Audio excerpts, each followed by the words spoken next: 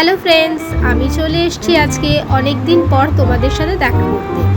আর আমি আজকে তোমাদের সাথে নিয়ে এসেছি একটা ছোট্ট রেসিপি, যারা অনেকেই ভাবো রাত্রিবেলা বাড়ি ফিরে কী বানাবো, তো খুব সহজেই এটা বানানো যায়। সবার প্রথমে আমি দেখো ভেন্ডিটাকে 2-3 বার খুব ভালো মতো ওয়াশ করে নিয়েছি।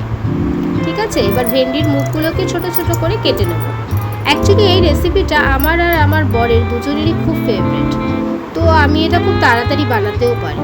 ভেন্ডিটাকে এইভাবে কেটে নিয়ে একটা প্যানের মধ্যে আমি সামান্য একটু তেল, খুবই কম তেল, কালো জিরে আর কেটে রাখা রসুন দিয়ে এক এক করে ভেন্ডিগুলোকে ছেড়ে দেবো আর খুব ভালো মতো ডিপ ফ্রাই করে নেবো। এই গোটা রান্নাটাই ভেন্ডিটার ওপর, তো ভেন্ডিটাকে খুব ভালো মতো ফ্রাই হতে দিতে হবে।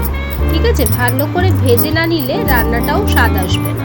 তো সবার প্রথমে একটু সময় নিয়ে ভেন্ডিটাকে ভাজবো, আর যাতে ভেন্ডিটা সিদ্ধ হয়ে যায় তার জন্য এর মধ্যে সামান্য নুন দিয়ে পেঁয়াজ দিয়েও এটাকে ফ্রাই করব। কেটে রাখা পেঁয়াজটা যখন হালকা বাদামি হয়ে আসবে ততক্ষণ আমরা এটা নাড়তে থাকবো। তোমরা দেখতে পাচ্ছ ভেন্ডির কালার প্রায় চেঞ্জ হয়ে আসছে।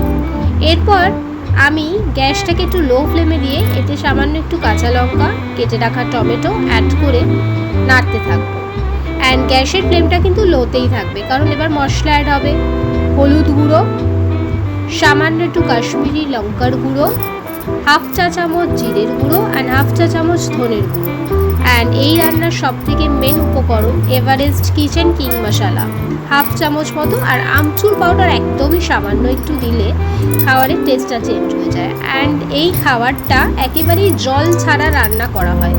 এতে জল বলতে গেলে দেওয়া না দিলে যতটা ভালো হয়, কিন্তু তাও অনেক সময় যেহেতু মশলাটা লেগে যায়, আমি এটা ঢাকা দিয়ে লো ফ্লেমে 5-7 মিনিটের জন্য ছেড়ে দেবো। কিন্তু মশলাটা দেখতে পাচ্ছি লেগে যাচ্ছে, যাতে এটা পুড়ে না যায় তাই সামান্য একটু জল অ্যাড করে দেবো, একদমই সামান্য, তোমরা দেখতে পাবে, যাতে মশলাটা লেগে না যায়। তারপর ঢাকা দিয়ে আমাদের আজকের ভেন্ডির সবজি রেডি হয়ে যাবে। 5-7 মিনিট পর ঢাকা দিয়ে নামিয়ে নেব আমাদের ভেন্ডির সবজি। অ্যান্ড আমাদের রাতের ডিনার আজকে রেডি। এটাকে তোমরা পরোটা, রুটি বা ভাতের সাহায্যে পরিবেশন করতে পারো। তো কেমন লাগলো বন্ধুরা, তোমাদের কেমন লাগলো ভিডিওটা জানিও।